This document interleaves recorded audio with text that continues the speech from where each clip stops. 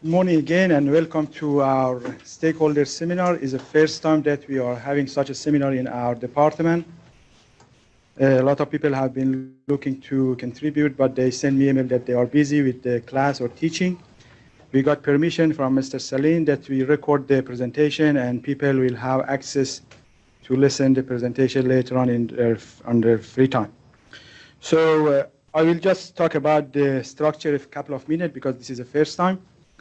The ultimate goal of this seminar is actually engage faculty, student, and staff at Horticultural Science Department or IFES with our stakeholders. So we do research, extension, and help our growth, but the business and industry is not just about the extension and research. There is a lot of issue how they can be survive or how they can be sustainable under the competition around the world for the fruit production or other industry.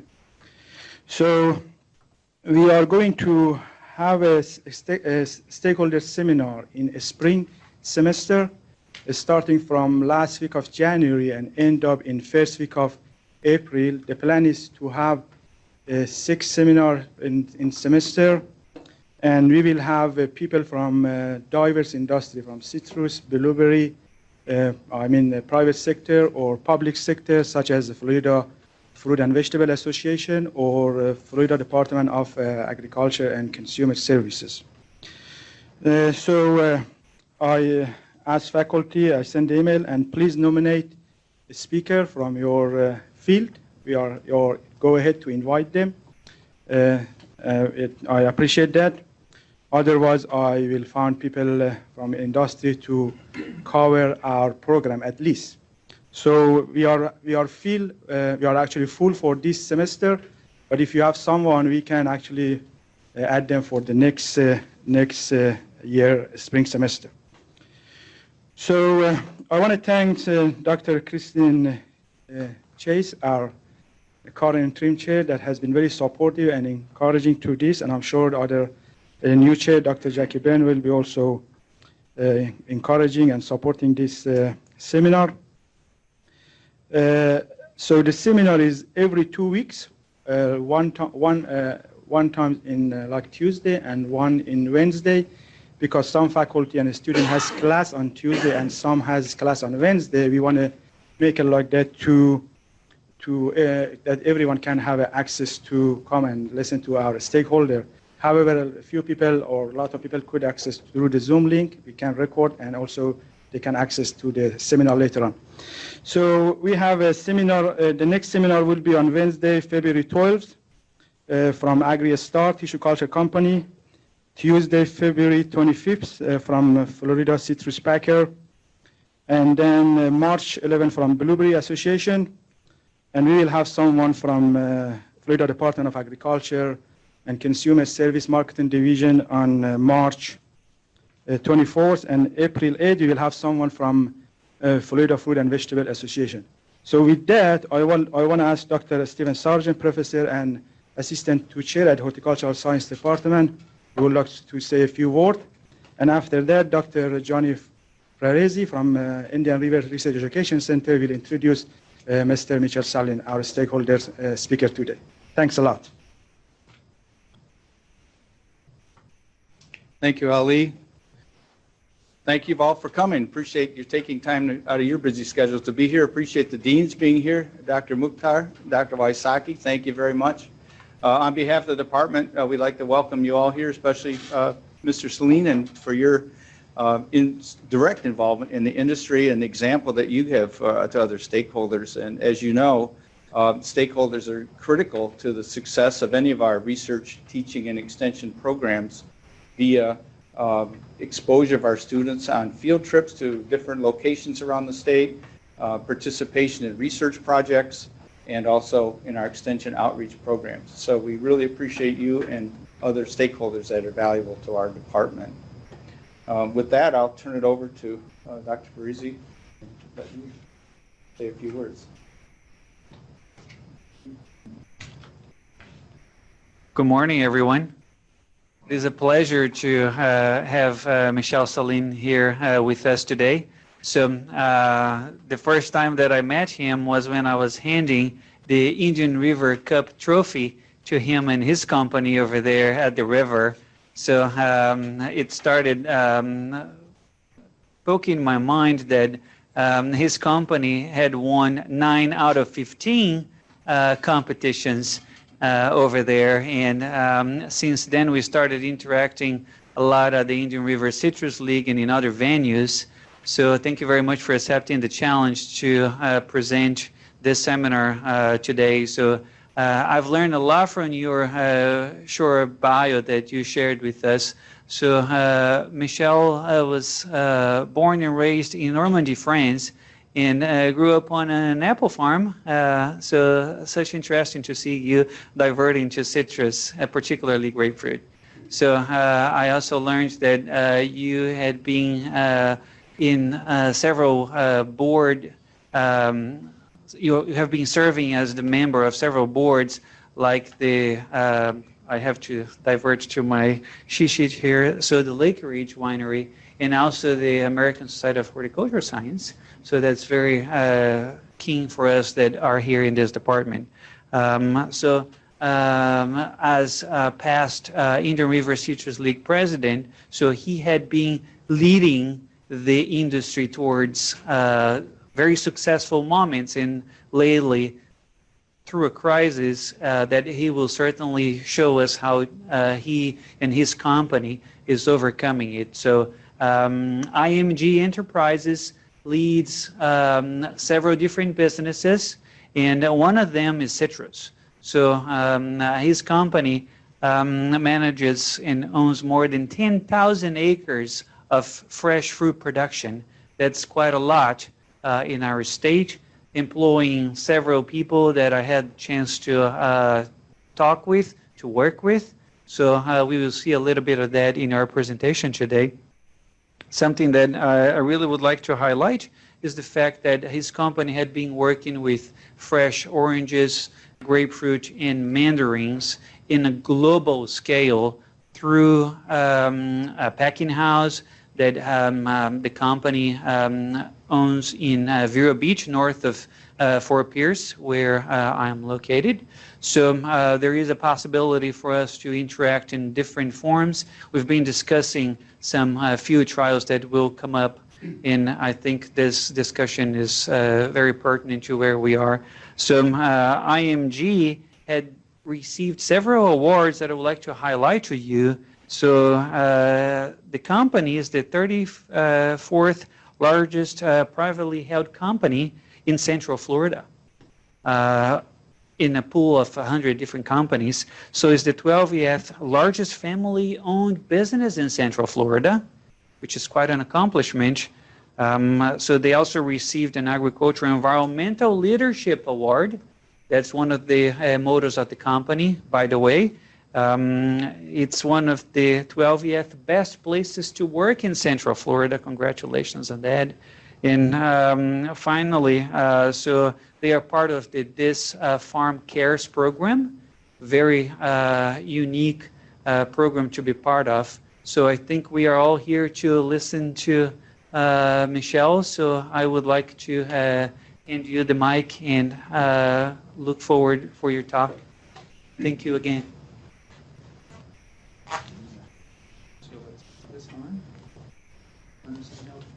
Yeah.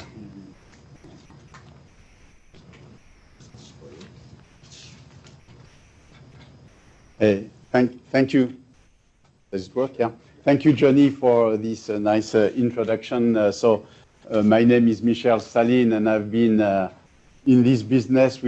My wife and I, we started this business 40 years ago, and I tell you, in 40 years, we've seen a lot of challenge between the freeze of the 80s or hurricanes or canker, and now, of course, the big threat, the big problem of HLB. And the question I would like to discuss today with you, I'm not going to talk horticulture because you are the expert, and we thank you very much for all the work your department does in research, because I know you are going to find a solution one day. I don't know when, but it's going to happen. and we really appreciate all the work which is done.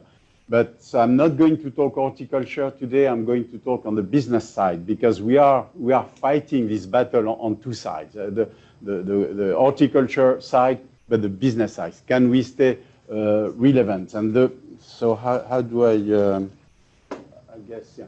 The question, the big question we are, as a company, we ask ourselves, and I think the industry should ask, is there a future for the Florida grapefruit grower? It's not, the answer is not obvious when you look at the facts. And first, I would like to start where we are coming from on grapefruit. So I'm going back to year 2000 before all the disasters we had of the past 20 years. Florida grapefruit represented 80% of the US production and more than 50% of world production. So that's something quite amazing for one product, one area, one origin to represent more than 50% of the world production. It's unique. And the fresh grapefruit, Florida fresh grapefruit, had really a dominant market share on many markets, not only the US or Canada, but in Japan, in France, in Belgium, in the UK, in Scandinavia, in Switzerland. We were not everywhere in the world, but we were in a very strong country with a very, very dominant market share. In the USA, Canada, we had 48% market share, which was pretty good. In Japan, during the Florida season, we were at 90% market share in Japan. In Europe, I don't have the numbers, but I'm sure in France we were above 80%. We were really the dominant player. On the Florida grapefruit juice, same. We were producing, Florida used to produce in 2000, 91% of the grapefruit juice in the USA. And what was amazing with this product is that we had the reputation to be the best grapefruit in the world.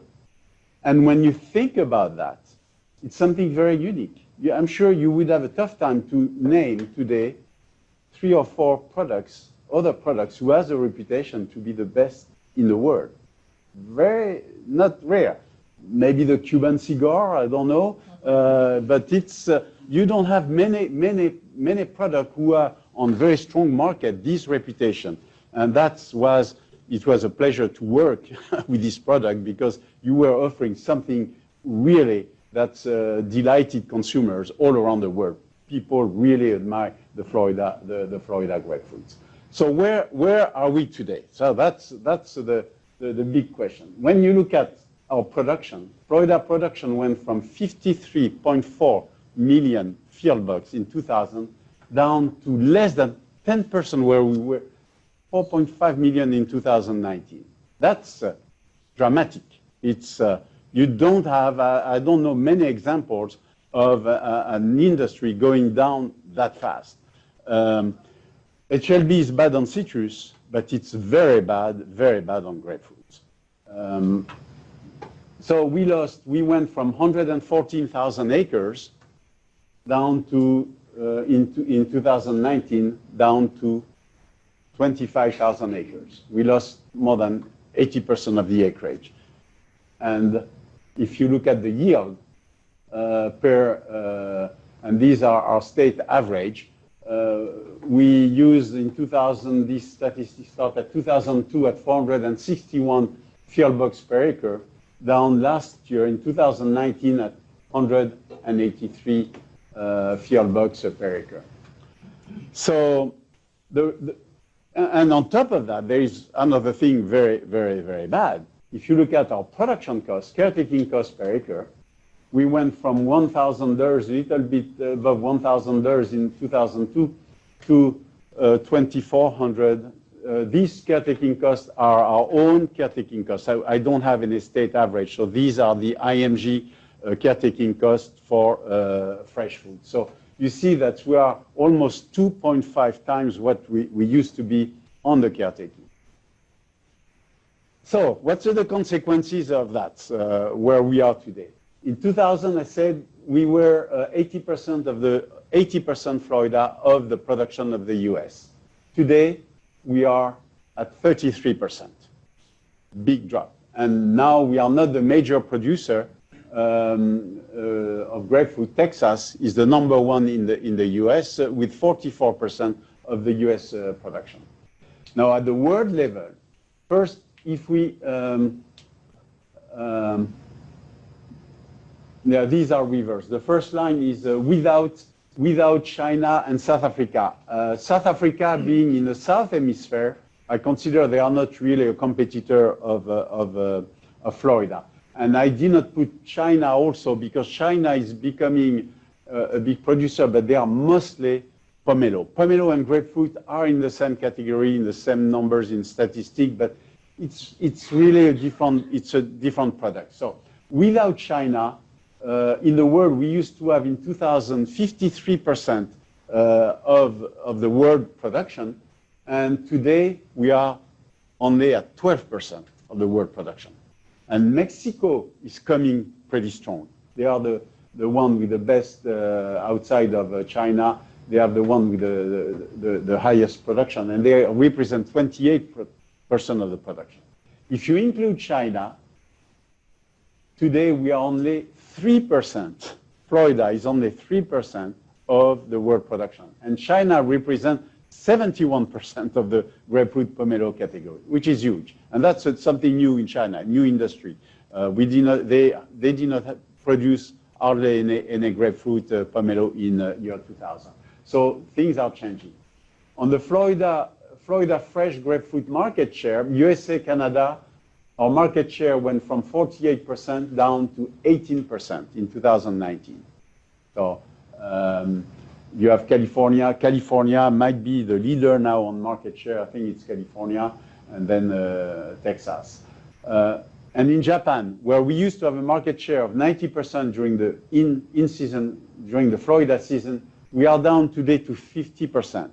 And the competition comes now from Israel, Mexico, Turkey, I would say mostly Israel, but the 50%, I'm not sure we are going to keep it. I think that it's going to be very difficult to hold this position. We start to see it, and I would not be surprised that the export market, Florida is going to be just for a niche market, and I would not be surprised for our market share in the future to go down to 10% on this export market. Grapefruit juice production, our share, same. Florida used to be 91% in 2000. Today, or in 2019, it was 38%. And Texas now is a big player. Texas was not a player in the juice market in 2000, a few years ago. They just recently, they built a processing plant, and they represent now 54% of the juice production in the US. So the Florida grapefruit growers are an endangered species. The big question is, can we avoid extinction? You know, when we look at, you all know that 99.9% of the species that have ever lived on this planet went extinct. We know that. And we know that every year, hundreds and maybe thousands of species are going extinct. So it's a fair question to ask ourselves, hey, are we witnessing extinction of grapefruit? So we'll try to answer this question. Personally, I can tell you right now, no. Maybe extinction is inevitable over time, but its timing is not. I think we are still have a few thousand years, maybe million years with the grapefruit on planet Earth. Yeah. So the question is, what are the options faced to this big crisis? What are the options for the Florida grower? That's something that each grower, each business needs to ask. The first option, I think it's the bad option. That's the bad option. You can, if you don't want to face the brutal facts that we are in a terrible crisis, it's not going to work. You don't want to do that. You cannot hope that, hey, the University of Florida is going to find a cure one day and then everything will be back to normal. And no, even, and I think we will find a solution. Even if we find a solution, it is not going to be back to normal. It's going to be very different. So the growers who take this option are not going to survive very long. And these growers are going to go extinct, that's for sure. The second option is to exit. And that's not necessarily a bad option. It's not a bad option because if you want to stay in this business, it's a very, very risky business. You need to be very diversified. If you are not diversified, I don't see how the Florida grapefruit grower can take the risk to stay in this business. I think that would be really not prudent.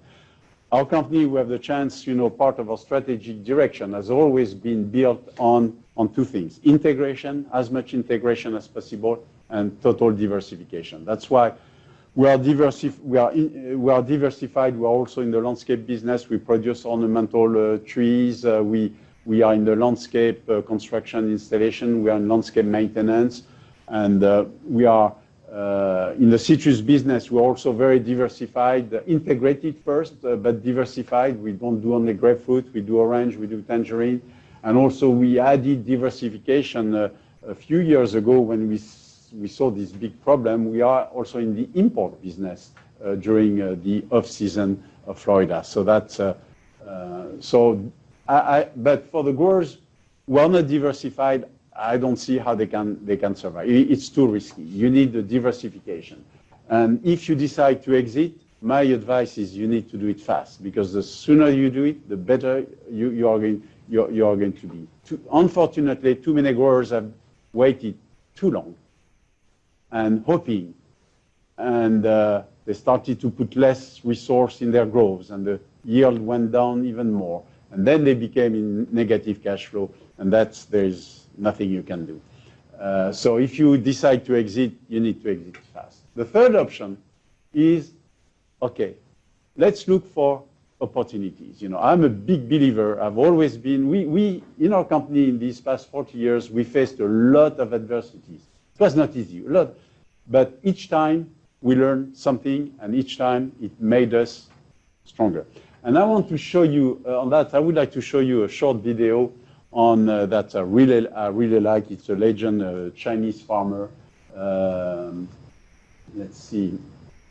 Do we have sounds? Yeah.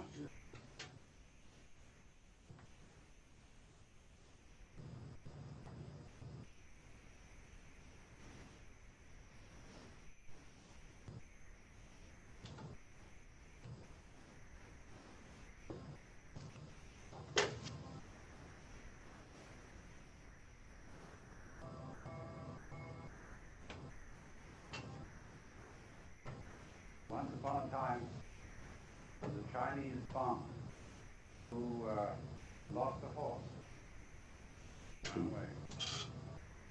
And all the neighbors came around that evening and said, "That's too bad." I don't know how to word that. Said maybe. Next day, the horse came back and brought 7 wild horses with it. All the neighbors came around and said, "Why, that's great, isn't it?" He said, "Maybe." Next day, his son was attempting to tame one of these horses and was riding it, and was thrown and broke his leg. And all the neighbors came round in the evening and said, "Well, that's too bad, isn't it?" The farmer said, "Maybe." And the next day, the conscription officers came around looking for people for the army, and they rejected his son because he had a broken leg. And all the neighbors came round this evening and said, "Isn't that wonderful?" He said, "Maybe."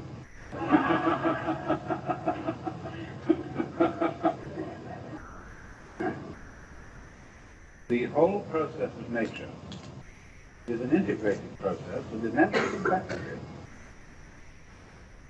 And it is really impossible to tell whether anything that happens in it is good or bad.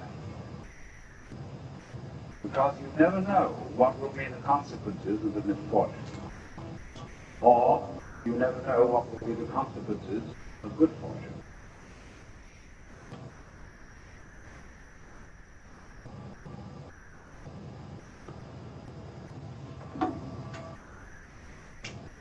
You know,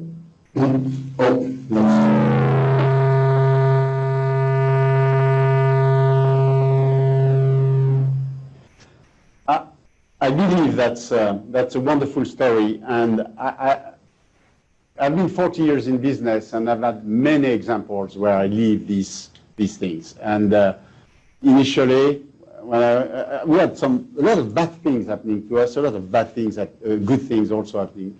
And after the facts, it's amazing that what you thought was bad was pretty good, maybe. And what you thought was good could have been bad. And I've had many examples in my business life, and I think this story is a wonderful story. And now it gives me a total different perspective on the world. When I see something bad happening, I always say, wow, there must be a very good opportunity somewhere behind. I just need to find it. And that's motivates me, and that's motivates all our team who is working in the organization. So the thing is to look for the positive things. What's positive in this bad environment? First thing, when you look at the price that we have been getting, and these are price for fresh grapefruit per field box. In 2002, when we had big yield, our return back to the tree was $2.31. Last year, 2019, we were at 15.74. See, that's these prices are really strong compared. That means that there is a lot of elasticity, is that when there is a short supply, we have enough consumers in the world who are willing to pay the price to get what they really like, what they love. They recognize the quality of our product, and that's, I think, it's very, very encouraging. This shows the correlation between the yield, and the price. The gross revenue per acre. So if you look at our average yield times the average price, and these are state average, it's not company numbers, just state average. The gross revenue in 2002 was $1,065. In 2019, $2,880. So much more. And we even think that the year we are, 2020, that's our budget. At least we are at $3,200. But the number we know is this one, 28. So that's the positive. Now, if you deduct the caretaking cost from that, you arrive to the gross profit per acre. We were at break-even situation in 2002. We were even losing money in 2003. And in 2019, the Florida grower made, on average, that's an average, $469 per acre. The average of the past 19 years here is at $655. So we are not that far, I believe, and I believe that's 2020, we might get back to above the average of the past 20 years. Because this year was a bad year. That was Irma. Irma has been very bad on the grower, but the statistics do not show what's the insurance proceeds that the Florida grower received from Irma. So if you had the insurance proceeds here, I'm sure you would be somewhere here. And then if you add the WIP and the block grant, you would be much higher. So now the question is, okay, you have $469. Does it make sense? Is it profitable? So here, it's based on 2019 return for growth. And let's take a typical growth. Let's take a growth, I should not say a typical growth. Let's say a growth which has the average yield, 183 field bucks per acre. Does it make sense if you are a grower? If you have just one, let's say you have one block of fruit, you produce 180. So how do we look at that as a business? You know, there is a positive correlation between the amount of risk you take in business and the potential reward. If you don't want to take any risk, you buy some 10 years treasury notes, and you are going to have a yield today at about 1.75%. That's what you are going to get. If you want to take a little more risk and you do rentals, apartment or residential, whatever, rental, commercial, you are going to get, you can expect between 5 and 7% return on your investment. If you are in a very risky environment like citrus, personally, and that's every investor will have a different outlook on that, but personally I say you need to have minimum 20% return. If you don't have a 20% return on a high risky investment, you will be in trouble. So what we need to understand is when you are investing in a grove, in a citrus grove, you have two types of investment. You are not only on the risky investment. You have to separate the land part from what is above the land. And what I call tree, it means tree, irrigation system, drainage, all the improvement. That's where the big risk is. On the land, there is no risk on land. The land is a very safe investment. It's a fairly safe. It's not liquid. That's why you need a little more return than the 1.75 of the 10 years treasury, which is very liquid. Land is not that liquid. But personally, I feel that say, if you get 4% return on the land, you are good. And even you could justify maybe 3% return on the land, because not only on this return, operating return, you are going to get the inflation and the land appreciation, especially if you are in Florida, where we know there is a potential for land appreciation.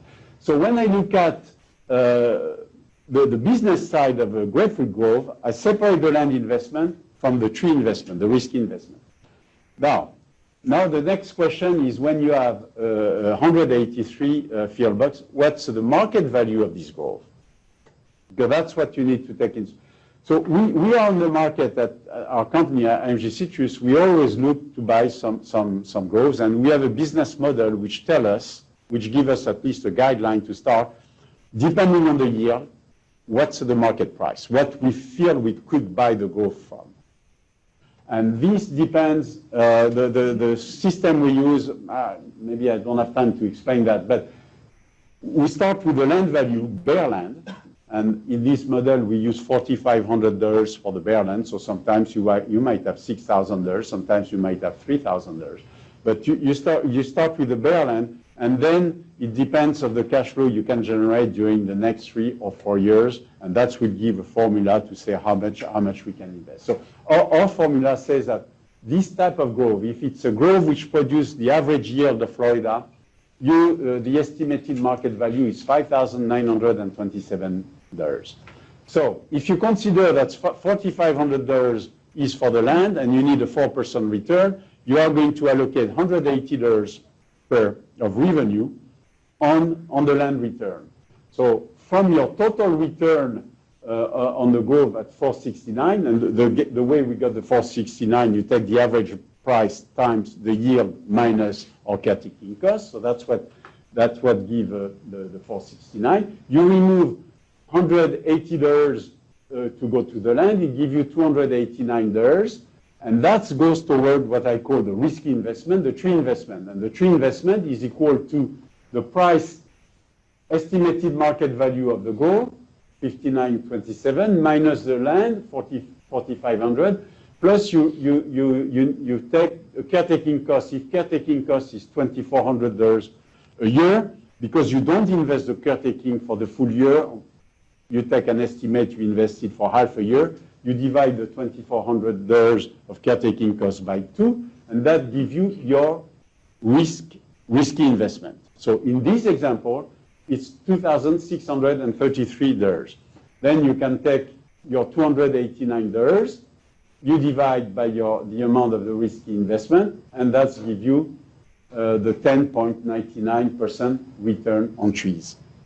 Okay, that's the business model we use to when we judge of profitability, does it make sense to keep this growth, or should we get out? So when you look at these numbers, if you need a 20% return to be on a high risk investment, obviously it doesn't work.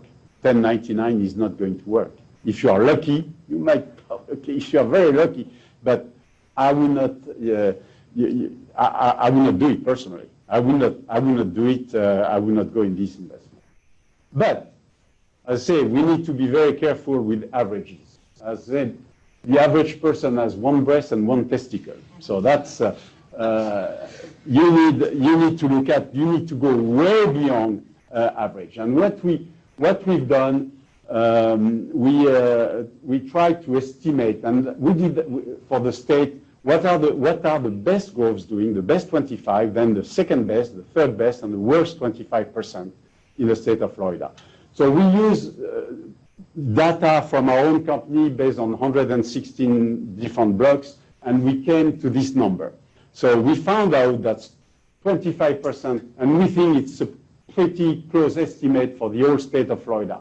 25% of the growth will produce $283 per acre, 25% 203, 25% 158, and 25% 89 field bucks per acre. Obviously, the profitability of each category is going to be very different. And that's what we need to look at. Because of the top 25%, still taking exactly the same number, same average price, you make $2,000, more than $2,000 on the top 25%. You make, on the second quartile, you make $784 an acre. The third quartile, you make $76. And the last one, you lose $1,000. Probably the people who are taking care of the last 25%, the worst one, they don't put the $2,400 caretaking cost. Probably they don't. But if they don't put the $2,400, they don't get the fresh return. If they don't, and I don't know, there might not be a big difference. If they go juice, they might be still losing $1,000 an acre. But maybe they don't know they are losing 25%. They are losing on these groves. So the question, which grove, which category? We know this one is not profitable. What about the three other categories? Is it profitable or not? So we take exactly the same idea. We have our estimated market value for the grove 283. It's 11,319 based on our own formula. And as I said, different investors might have a different approach on that. The second category is $7,006. The third one, $5,238. And of course, the worst, it's land value at $4,500. So you still put your 4% return on the land. What's left for the tree? First category, you have 20% return for the tree, 16% for the second category. So the 23% work based on on the fact that I think you need 20%. The 16% doesn't work. On the other hand, you could take the position that if you combine the first 25, the second 25, you do average, in this case, you do average a 21% return on your investment, and maybe it makes sense for the Florida grower, just the Florida grower. So does it mean that as a Florida grower, that 50% of the groves are not profitable and need to be pushed? Does it mean that instead of producing 4.5 million field bucks, we are going to produce pretty soon only 3 million field bucks? There is another thing we need to take into consideration is that most food is controlled now by what I call integrated organizations. So people like us who not only are growers, but are also packers and marketers. And we generate margin as packers and as marketers. And I think as long as we are not at full capacity, as long as our packing house can pack more fruit, more breadfruit, and as long as our customers can buy more, all the gross margin we generate from packing house and marketing, we could put it towards the growth. And that changed dramatically the numbers. instead of making on these four categories, instead of making $2,000 an acre on the best grove, we can make $3,500. Instead of making $784, we can make $1,840, and instead of $76, we make $898.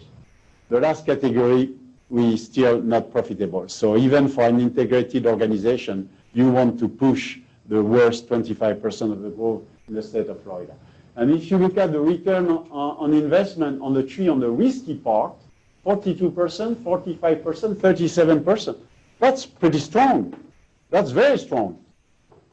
You are above the 20% we are looking for. And we are talking, and when we say, when you use leverage, because debt is very low now, you have the cost of money is under 5%, you can increase dramatically this return on your cash, the cash return. Of course, by taking leverage, you increase even more the risk. So it depends on your appetite, how risky you want to be. So for the integrated organization, and I said today, most of the grapefruit are under the control of integrated organization. I don't think you have a lot of independent growers who have grapefruit groves.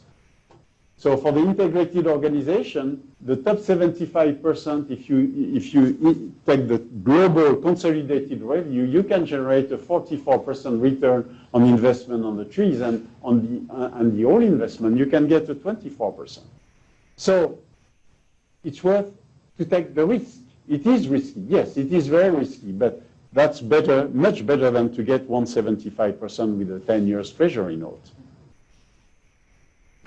So Thomas Edison says that there is a way to do it better, find it, and that's, I do believe that. There is, even if you are doing things, you think it's perfect, you do it great, there is even a better way to do it. The problem when things are easy, if you make money too easy in the business, you are not going to find for this way. When you have a tough time like we have now, then you look hard and you find. And that's, I'm a big believer that major progress come from big crises. And that's what I think we are going to see. I'm convinced that with this HLB crisis, we are going to be much better growers, and we are going to find ways to do things differently and much better.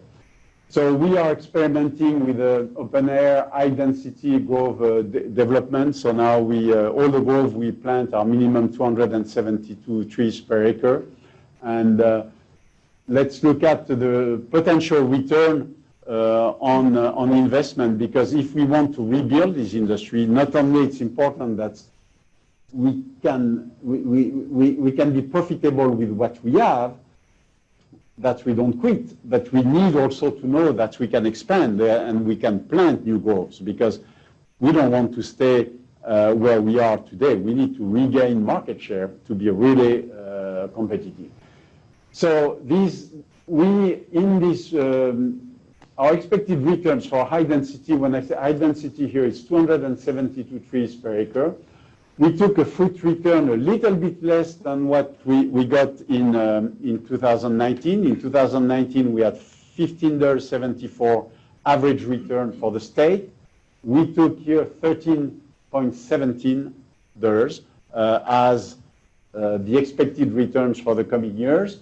And we use the yield per tree is based on our own experience. That's what we've seen in the groves we've been replanting these past 10 years. We have been replanting new groves, so we feel pretty confident about these numbers. And you can see that just for the grower, as a grower, you will get the internal rate of return on 10 years at 16%. So 16% is much better than what the growers get on many groves, but it's still not enough.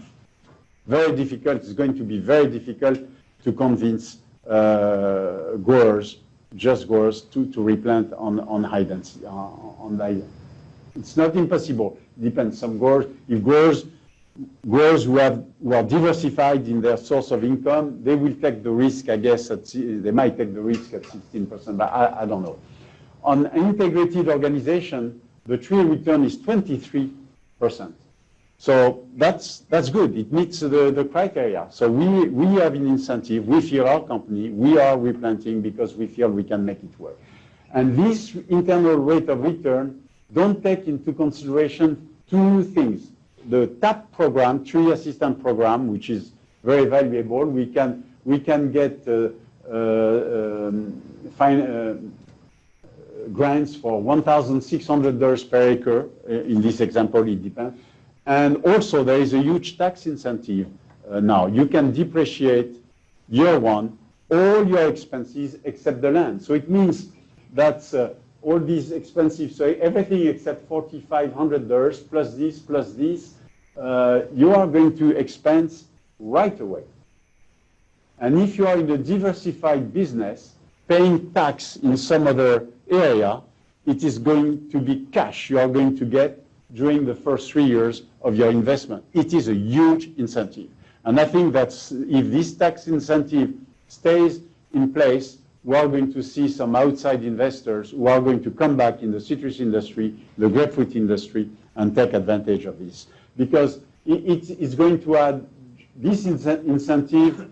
I think if you are in the 21% tax bracket, and you could be in a much higher tax bracket than that, that's give you a 2 additional point return on your investment. So instead of 16% on the risky one, you are 18. Instead of 23, you are 25%, which are pretty good.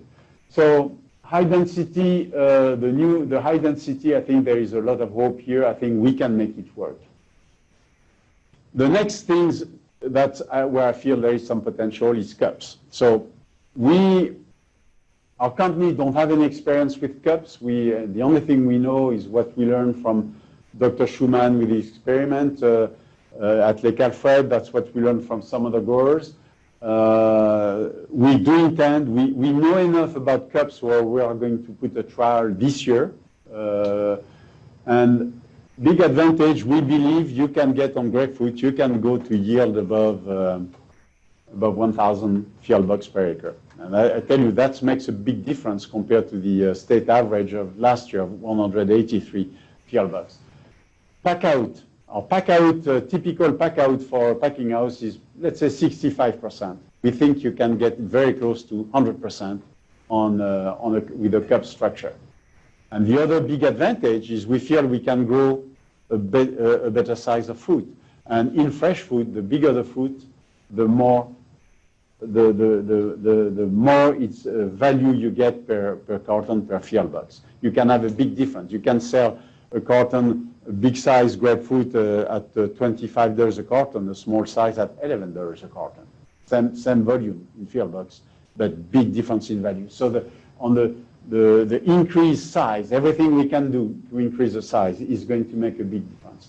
We think our harvesting costs are going to be much lower because, of course, if you have to put a crew where there is only 180 field bucks per acre, that's a lot of ground to cover. It's very expensive.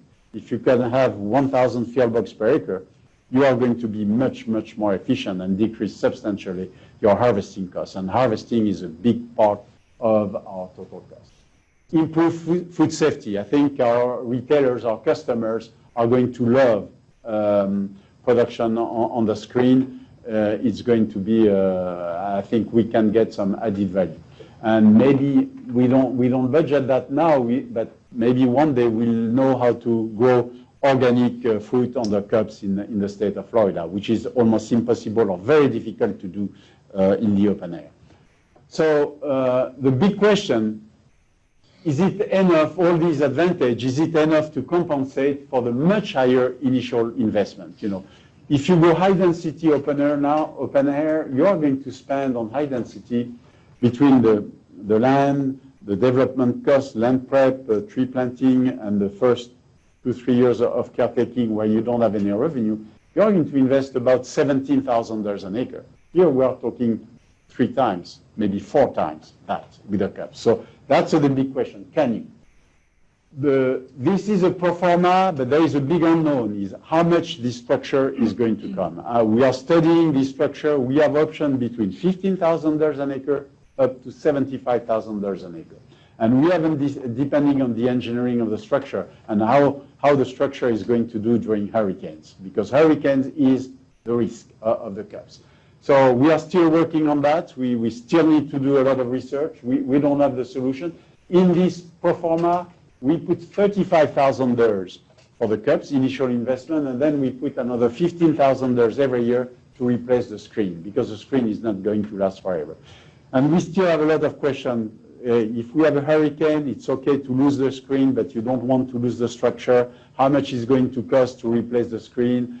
How long is going to take to replace the screen? Because when you will not be protected from the sealids during. So there is still a lot of questions to answer, but we believe there is big potential with the cups. And if you look at what's happening all around the world, you see more and more produce grown under protective screen. It's a trend, and I think it's maybe a matter of time when all our food will be grown under protective screen. So that's why we feel it's a very, we need to learn to do it. We're going to do it initially. You take on a small scale. We're going to start maybe with a 25-acre structure. I don't know that yet, but we are going to learn. What's the expected return based on our, the other thing I said on the previous scenario, open air high density, we had the $13.17 per field box return. Here we use 1844. Our calculation shows you can get 40% premium in cups compared to a traditional open air. 40% premium because you get a higher pack out and a bigger size and lower harvesting cost. So that's the motivation to invest in this costly structure. The return for the grower on a cup, the return on the tree, just the tree, would be a 20% return. Then we feel, then we believe the grower, who is 100% grower, only grower, can justify a cups investment, I think, based on the risk. And we also think that we reduce the risk with cups. Of course, we increase the risk of, you have the risk of the hurricane, but if you put it, I think we reduce, overall, we reduce the risk on the cups. So 20% return is good. And if you are integrated organization on cups, you can get a 28% return on the risky part of the investment. And if you take the tap, because it's a much higher investment, you can get $3,650 investment. Tap is proportionate, I guess, to the tree density, and we use 680 trees per acre in the density in our business model for the density on cups. So you can, if you include tap and tax incentive, you can increase the return, the internal rate of return by 3 points, which brings a 23% for the grower and the integrated grower only and integrated organization at 31% return. So that's, I think there is a future here. That's why I'm still very optimistic that we are going to rebuild this industry. This can work until we find the final solution to greening. Some of the things we are trying in our company, and we feel there might be some potential, it's growing trees in super high density in container. These are air pruning containers where we grow. These are young trees. Our experiment is only 6 or 7 months, so it's too early. We don't have any data on that, but we believe it could be a solution. So high density, we might need to have a trellis system. That's something new. So conclusion, 75% of Florida grapefruit groves are profitable today at today's price, and we can return the expected return investment for such a risky investment. Open air new planting at high density, 272 trees per acre, can be profitable. Third, cups has the potential to offer a solution to greening and could be profitable. Still a lot to learn, but I think there is, it's a very interesting thing. In my conclusion, I think export of fresh grapefruit will probably become a niche market. I think it's going to be very difficult to fight the competition in Japan, competition from Israel, from Mexico, from Turkey, and in Europe you have the same country plus Spain, who is becoming a big competitor on grapefruit. I think it's going to be very difficult, but that's okay. That's okay. I think the trend in food is more and more local. So I do believe that's what we need, is to reinvent our marketing, to know how to focus on our target market. And the target market for Florida for fresh fruit is the eastern seaboard. That's where we have a competitive advantage compared to California, compared to Texas. We have less inland freight, and we need to defend this market. And if you want to be relevant on the market, it's important you stay above 50% market share. And that's going to be our objective. And if the eastern seaboard, when I say USA and Canada, if it's too much, we'll go back to the southeast USA. But we are going to defend our position. And if needed, we'll be just Florida and defend our position in Florida and be the dominant player in Florida. And in Florida, we have, 100 million visitors a year. We can advertise, they can see, they can have the Florida grapefruit just in Florida. That's nice. And one day, once we rebuild the industry, once we have once we have rootstock resistance, or once we've got a solution, we'll be able to rebuild the market. So I think that's, I'm very optimistic for the future. Where will we be in 2030? It's difficult to give you number. Today we have 4.5 million field bucks, or in 2019 4.5 million field bucks. I think in 2020, this year, we already see an increase. We'll be at 5 million field bucks. Where are we going to be in 2030? Hey, are we going to have the worst case scenario at 3 million? Probable scenario at 6 million, or possibility at 10 million? I don't know.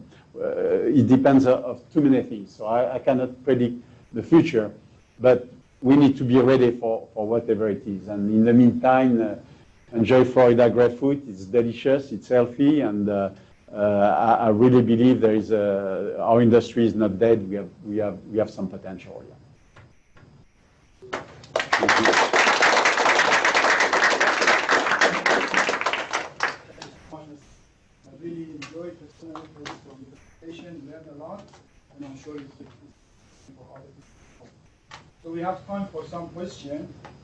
And I don't know if we have someone from off-campus. We started off-campus people and then go. Is there any question from off-campus?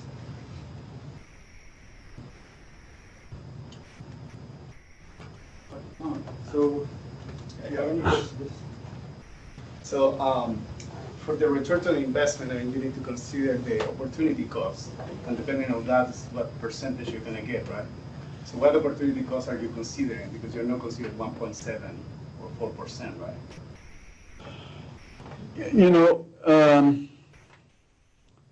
we are, you know, when you are in the high-risk investment, you are going to beat most of other return. The key, because there is a correlation, really a positive correlation between the expected rate of return and the amount of risk you are willing to take. We are in the ag business, we are in a very risky business, and we accept it. And the only way you can fight that, we say, just diversify. If you are, I don't have the exact figure, but I'm not sure. Grapefruit for us, although we might be the largest grapefruit grower in Florida, it might be just, not just, I should not say that, but it could be only 25% of our income. So the more diversified you are, the probability is that you are going to hit your expected return. If you have only one investment, the 20% expected return, hey, it could be minus 50 or it could be plus 30%. But if you have, you know, the law of statistics, if you have 100 of these investments, you probably will be at the 20% return average, if that's the way you budget it. So opportunity cost for us, where should we put our, is there another investment, better investment? Hey, we look for diversification in ag. And if one day we can grow avocados in Florida, I would be very interested to grow avocados in Florida. We don't have yet. I don't think we are ready for hemp. We are not ready for peaches. But the more diversification, the better it is. Yeah. So I don't know if I answer your question. From the point of view of when you're doing your project evaluation of new projects, and then you're calculating the net present value first. So what opportunity, what rate of interest are you using to compare and to bring the money to the present? Okay, yeah, I see what you mean. We calculate an internet rate of return. We don't calculate necessarily, we don't use the net present value methodology in our business model. It's not, we look at, we just calculate the internal rate of return. That's we compare to our cost of money. And then our cost, if we are too close to our cost of money, we are not going to touch it. That's because the risk will be way too high. And we don't use the net present value system. Yeah. Even before the arrival of canker, we were having issues with per capita consumption of grapefruit due to the pyranocoumulins and changes in demographics. Do you see any changes in the paradigm in terms of the fruit itself? That you talked about, the plantings, high density, whether it's under some protective structure, but actually in the type of fruit that we produce. Yeah, obviously, we have faced big problems with the decreased consumption of grapefruit over the years. Drug interaction has been a major problem, and also we say grapefruit are for older people, but I tell you that's a marketing issue. On my previous slide, I had young kids eating grapefruit. I tell you, they love grapefruit. So it's wrong to say that it's for older people. I've got several grandchildren, and I tell you, they eat grapefruit from the age of 2 years old. They love grapefruit. So it's a marketing issue. We just need to market to the young people, and I believe there will be always enough grapefruit consumer because it's a good product. We might not have been the best in marketing, but I think what we are seeing now, the consolidation of the industry. Texas, there is only one company who represents. It's wonderful who represent 70 or close to 80% of the grapefruit in Texas. I'm sure they are going to start marketing grapefruit the right way. And in Florida, we are going towards consolidation, and that's going to help good marketing. I think it's very difficult to have good marketing when you have a very fragmented industry. So I'm optimistic that we will be able to build a marketing program once we know how to increase the volume. Our problem now is not marketing. Our problem is volume. Yeah. Michel, thank you for coming in and presenting so wonderfully about what your own business does and what you see the industry's outlook, hopefully, in the next 5-10 years. You talked about potential organic production in the cups, and maybe that's relatively less expensive if you do it. How do you see that? Why is it not possible to do that at a larger scale without the cups or protective screens? Okay, I'm not an expert in horticulture. I'm not a grower. I've got very good grower in the organization who knows all these things, and I'm not going to talk about organic productions. Is it going to be possible or not? Because we are the technical side here, and I'm not too qualified to answer. But if we find, what I'm saying is that if we find a solution, and my growers are telling me there might be a way to do it, we are going to reduce the use of chemical in cups. That's for sure. That's we already know. And our strategic initiatives at our company level on chemicals maybe before being organic, we would like to arrive to a level of non-detectable residue. That's, we feel, it's the future trend. In Europe, it's obvious. If you can deliver non-detectable residue on your food, you are going to get a premium. It doesn't mean you cannot use this chemical, but you don't want them to be detectable once it's arrived on the market. So we believe cups is going to be a way to help us in this direction.